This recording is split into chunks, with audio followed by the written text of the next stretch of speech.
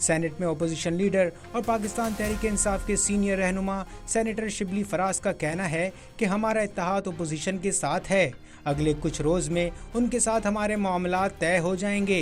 عید کے بعد سب مل کر حکومت کے خلاف نکلیں گے۔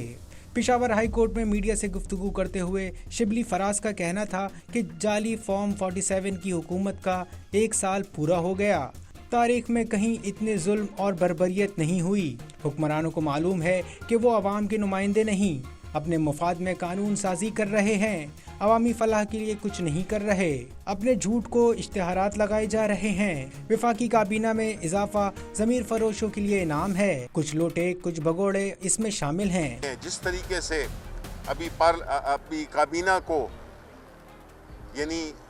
جس تعداد سے بڑھایا گیا ہے، یہ ان لوگوں کے لیے انعام ہے جن کے ضمیر نہیں ہے، جنہوں نے اپنے ضمیر کو بیچا، جنہوں نے اپنی وفاداری کو بیچا اور یہ وزارتیں حاصل کی۔ ان وزارتوں کی حیثیت عوام کی نظر میں صفر ہے، اور یہ وہ تمغے ہیں جو کہ ان کی ذلت کا ایک ریکارڈ رہے گا۔ شبلی فراز کا کہنا تھا کہ خیبر پختونخوا اور بلوچستان میں دہشت گردی ہو رہی ہے، سندھ والے اپنے پانی کے جائز مطالبے کے لیے اٹھ کھڑے ہوئے ہیں، ہمارا اتحاد اپوزیشن کے ساتھ ہے، اگلے کچھ روز میں ان کے ساتھ ہمارے معاملات طے ہو جائیں گے۔ شبلی فراز نے عید کے بعد احتجاج کا عندیہ بھی دے دیا۔ اور جہاں تک مولانا فضل الرحمان صاحب کا تعلق ہے تو مولانا فضل الرحمان صاحب ہم چاہیں گے کہ وہ ہمارے ساتھ ہمارے اتحاد میں شریک ہوں، ان کے ساتھ بات چیت چل رہی ہے، اور انشاءاللہ اگلے کوئی 3-4 میں ہماری ایک کمیٹی بھی بنی ہوئی ہے جس میں کہ ہمارے اسد کیسر صاحب ہیں اور مولانا صاحب کی طرف سے سینیٹر کامران مرتضیٰ ہیں۔ تو ہم یہ سمجھتے ہیں کہ انشاءاللہ اگلے کچھ روز میں ان کے ساتھ بھی معاملات ہمارے طے ہو جائیں گے، اور پھر جو ہے تو عید کے بعد جو ہے ایک بڑے پرزور طریقے سے ہم نے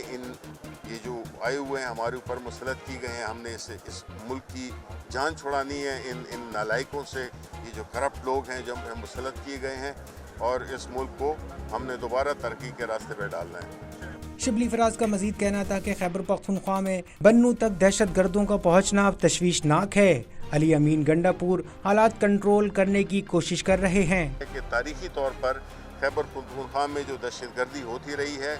وہ کبھی سر اٹھاتے ہیں، وہ کبھی ان کو وہ کر دیا جاتا ہے، لیکن جو ابھی ہے اس میں اس کی جو پہنچ ہے جو کہ بنو تک یعنی سدرن ڈسٹرکٹس میں بنو تک آ چکی ہے، میرا خیال ہے کہ یہ بالکل یہ باعث تشویش ہے۔ لیکن جو خیبر پختونخوا کی حکومت ہے، علی امین گنڈا پور سی ایم، وہ پوری اس طریقے سے وہ لگے ہوئے ہیں اس کو حل کرنے میں، جس طرح کہ آپ نے دیکھا کرم میں ایک مسائل پیدا ہوئے، وہ بھی کافی قریب حل ہونے کے قریب ہیں، اور اسی طرح جو پختون وہ تحفظ موومنٹ کی جو ایشو تھا، یہ سارے جو بنو میں جو مسائل ہوئے، تو بڑی جو حکومت ہے صوبائی حکومت ہے وہ بڑے اہل طریقے سے اس کو حل کرنے کی کوشش کر رہی ہے۔